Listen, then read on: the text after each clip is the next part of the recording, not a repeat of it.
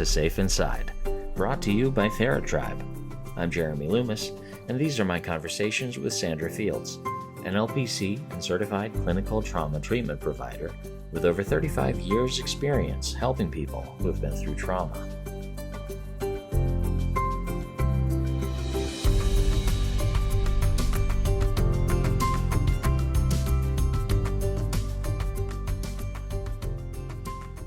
Welcome back, everybody. This is the TheraTribe podcast. I'm Jeremy. I'm Sandy. And last time we talked some about the neuroscience of trauma. We're going to get into some of the mind-body connection of trauma this time. Real quick, though, we wanted to follow up on a couple of recommendations that came up in a conversation last time. We didn't have all the details to share at that time. Yes, so I was talking about the man that was on trial.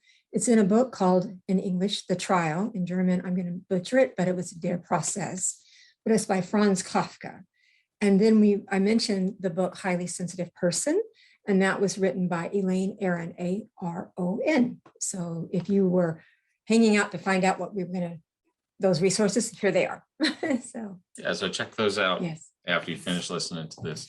Let's get right into it. Okay, well, I think we're going to talk about the mind-body connection today or on this episode.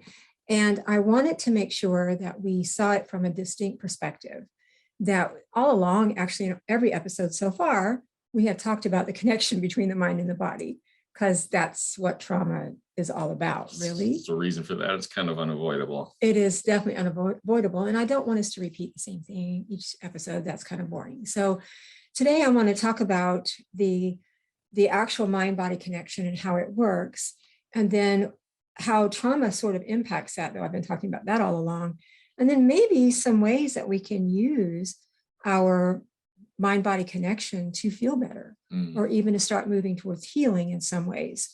There are a few techniques that we can do that directly work between that mind-body connection. So I wanted to mention those too. We ended the last one like, everything felt a little hopeless, a little bit. So I want to make sure that we add some hope into this particular episode. So thinking about the way that our mind and body reacts or work together, actually that connection. And we talk about the word connection, like there's this line between our mind and our body. And really there's not even a line, they're just the same thing.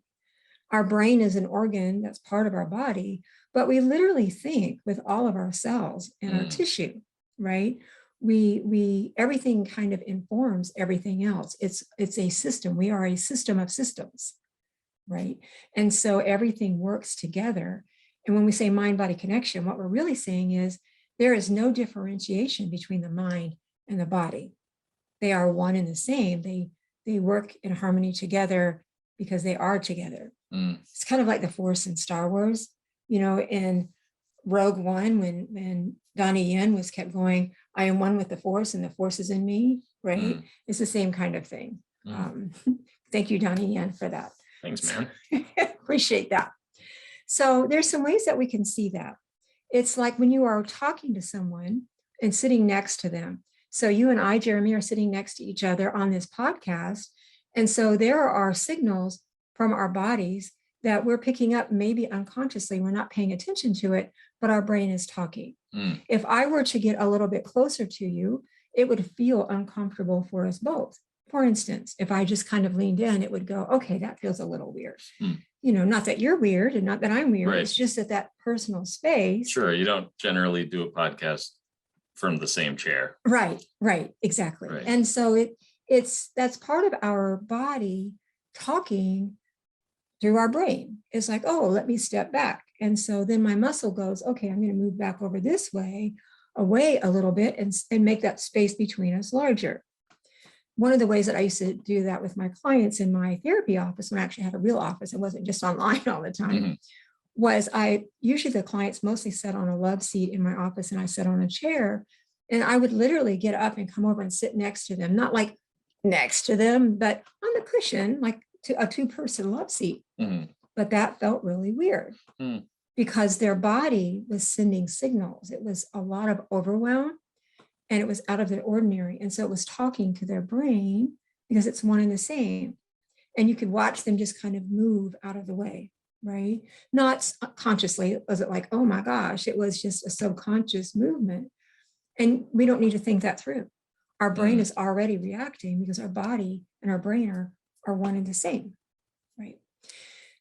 In trauma, what happens when we go into that arousal state that we've been talking about, it is moving from we have two pieces of our nervous system. I guess I'm going to slow down a minute. We have our parasympathetic nervous system. And this part is when we are calm and relaxed and it's just picking stuff up. I mean, it's busy, it's really doing its thing. But when we're in the arousal state, our sympathetic nervous system is what's kicked in. And so it goes back and forth between the two. A way that you can feel that is literally through breathing. When I breathe in, that actually activates my sympathetic nervous system. And I become a bit more alert sometimes, a bit more hyper vigilant or a bit more active. I mean, we're not talking about I go into an arousal state usually unless it's a trigger, but I literally, that's how you can, if you're getting ready to take a test and you want to be alert for it, you can actually do a lot of inhaling. You know, of course, you're going to exhale too, but you want to focus on some inhales, and we call it oxygenate the brain, but what it really does is activate that sympathetic nervous system. Okay, right. Parasympathetic nervous system, we can activate that by exhaling really slowly and all the way out. It moves us to our parasympathetic nervous system. So you could actually feel the two systems right now if you wanted to by breathing in and then breathing out. It's that easy to feel them. It's kind of crazy. I know I use that word a lot, but you know, the human body is it's just really, there's a lot going on. Oh my gosh, it is so cool. All of the things that happen all the time. Yeah. It's just really, it's exciting and fun. Yeah. I know that most people don't think that's fun, but I'm a nerd. I'll own it. It's okay. And well, I think it gets more exciting the more you realize that you can do specific things to achieve certain results, and maybe you didn't know that you could. I know, right? And so when an event happens that we perceive as dangerous or traumatic, right? All of that arousal state, we move into that sympathetic nervous system. And that's the nervous system that tells our body to dump the adrenaline, the cortisol, to, muscle up. We start getting helpless. We move from the I can to the I can't. Mm-hmm. Then we start shutting down, getting ready for death. Our nervous system does all of that. Our nervous system runs throughout every bit of our body. There's no piece of my body that you can cut on that I am not going to hurt, right? Unless there's something wrong with me, unless there's something wrong with my nerves. My brain is part of the nervous system. My body and brain are not connected. They are the same thing. Yeah. And how elementary is it through a certain lens? Because even though from, let's say, a society-wide cultural paradigm, we've seen mind and body as a separate thing. And yet one of the first things we're taught this in grade school. Your brain sends signals to, like, if you want your hand to go pick up this, this soda or whatever, that you can't divorce those two concepts. That means that that's what's happening. Yes, exactly. And it's funny interesting because many indigenous peoples don't see the connection or the separation. It's a more holistic view. That dichotomous viewpoint is very apparent in cultures that have been influenced through Greek philosophy, especially of the duality of everything. Things are seen as black and white, everything's right or wrong. Granted, there are some things that I'm sure are wrong, pedophilia, never okay, right? But most things are gray or more connected than we think about. Sure. We could even say more, to see anything clearly, you have to see it contextually, which means at some point, making it binary is going to oversimplify what it is you're even looking at. That's exactly right.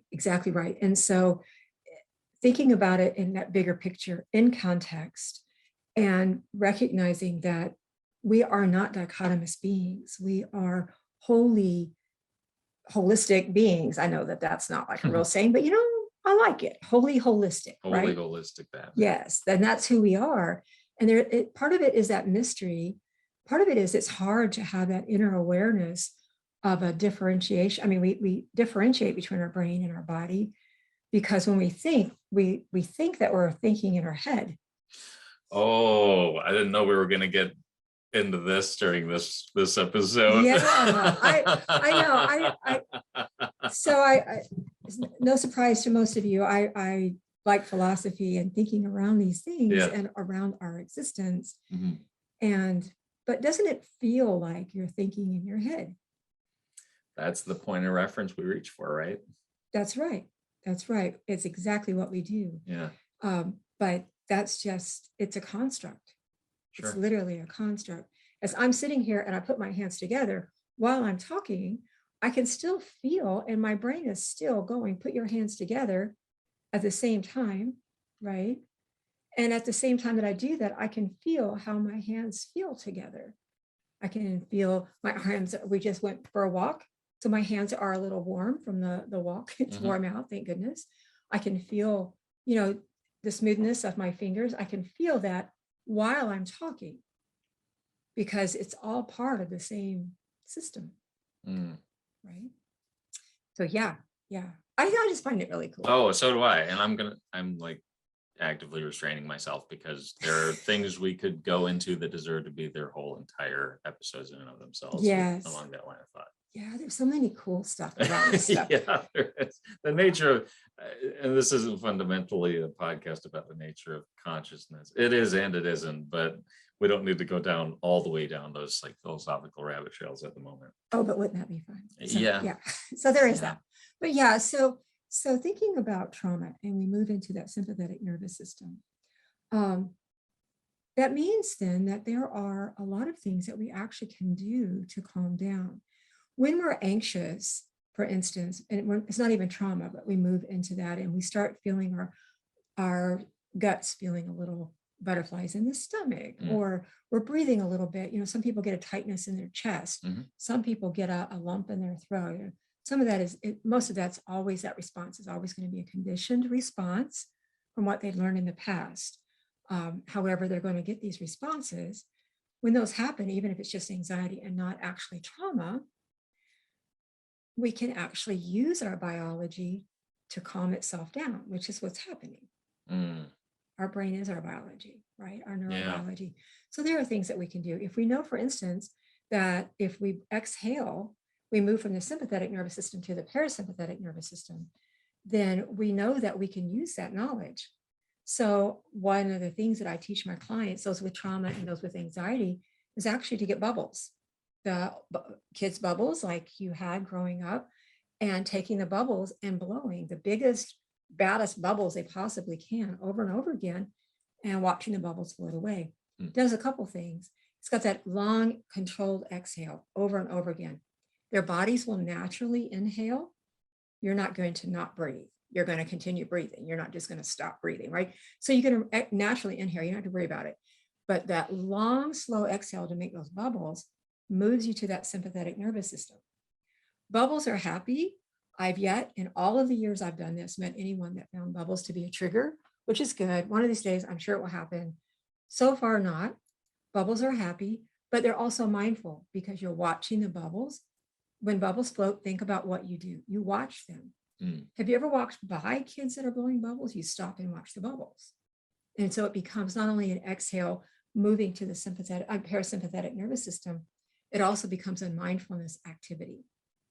So I have my clients do that, and it just calms their whole system down, or all their systems down. So a little bit of knowledge can be very powerful in a way that's very helpful to us. What do you have maybe to add on that point when it comes to, I'm thinking especially for those listening who had their sense of having choice taken away, that would be even more so a reason to maybe it's even become automatic to assume they don't have a choice in the matter. So to not only recognize, oh, hey, here are the controls, and also you actually have agency, as we talked about before, about operating those controls. Yeah, I think in that sense, when you're using your biology to calm yourself down, it's a matter of feeling safe. When your agency is taken away, it feels very Vulnerable is the word that we use, and it feels unsafe. So there are some things that you can do besides the breathing. You can do EFT, which is a form of tapping. And what you do is you tap certain places, like right above your eye, you tap. And while you're tapping, you say, I am safe in my body. Then you tap under your nose, same thing, I am safe in my body. Then you tap your chin, I am safe in my body. Then you tap under your arm, women right about where your bra strap is. Men about 3 fingers down from your armpit, tap, I am safe in my body. Then you tap the top of your head, I am safe in my body. You are calming your nervous system down by tapping in these places. At the same time, you're activating that left brain and stating, I am safe in my body. You can do that a few times and that will help. Another thing that you can do when your lack of agency is you can have these tools. If you have a list of them, then you don't feel so out of control and you feel like you have some choice. It's like, I'm really anxious. I feel out of control, but now I could think, all right, but I could breathe, I can tap, I can do these other things. And now I have control over how I'm feeling and how I'm thinking, right? I don't have to let it carry me away. So even the fact that if you have these tools, you can actually, that in itself gives you agency and choice. I'd like to even mention, there's it becomes so normal sometimes to live with whatever your automatic thoughts are, which sometimes can be very self-destructive. Anything that you can pick up, like the tapping exercises that will sort of cement the good things that you want to start believing, anything that will like not just have you repeating something positive, but will actually help that message to go deeper to where you can adopt it and start to actually believe it. That's really valuable, because consider this: if you're like, I'm going to start saying good things to myself, I'm going to start believing right things, I'm going to start building my own confidence. Well, imagine if you've been holding on to negative beliefs about yourself and you've been rehearsing those on repeat, and maybe you don't consciously realize it, but it's 1,000 times a day. And suddenly you start saying something good to yourself 5 times a day. But the record that's been playing on repeat hasn't stopped playing. You're trying to turn the tide, and it's still quite a tide to try to turn. I'm not going to try to say that 10 times fast. That's good. but you get what I'm going for with that. Yes.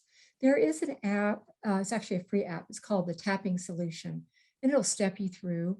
It'll tell you where to tap, when to tap the next thing, and you can use your affirmations. One that I like to use a lot is, even though I'm craving that chocolate, I accept myself. Even though I'm craving that chocolate, I accept myself. And I tap as I do that one.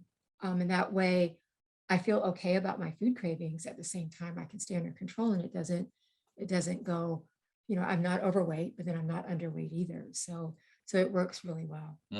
But the Tapping Solution is an app that you can use for that. There are other things that we can use for trauma, using that mind-body connection.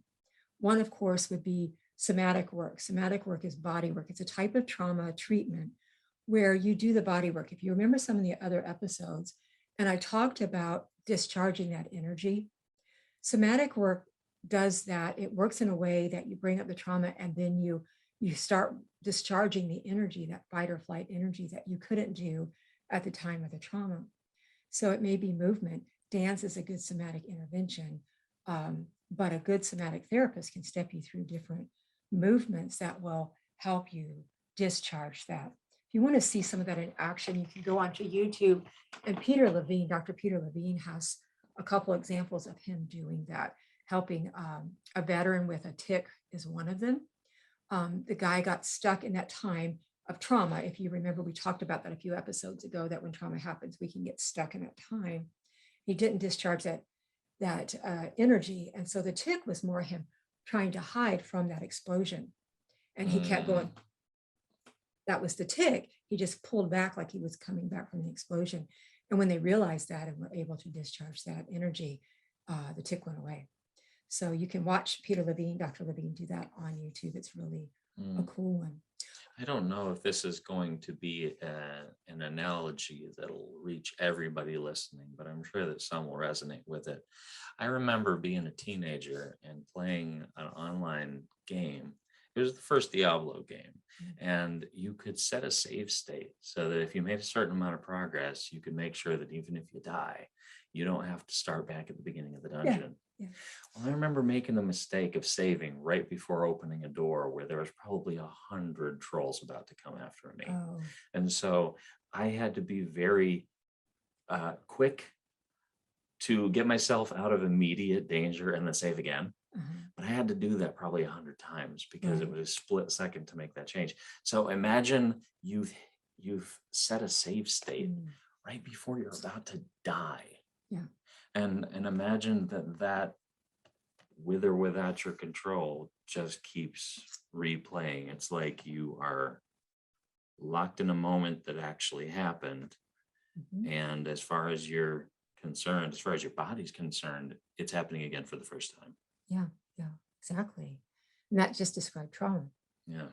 right there. It just described trauma, and the long-term effects of trauma.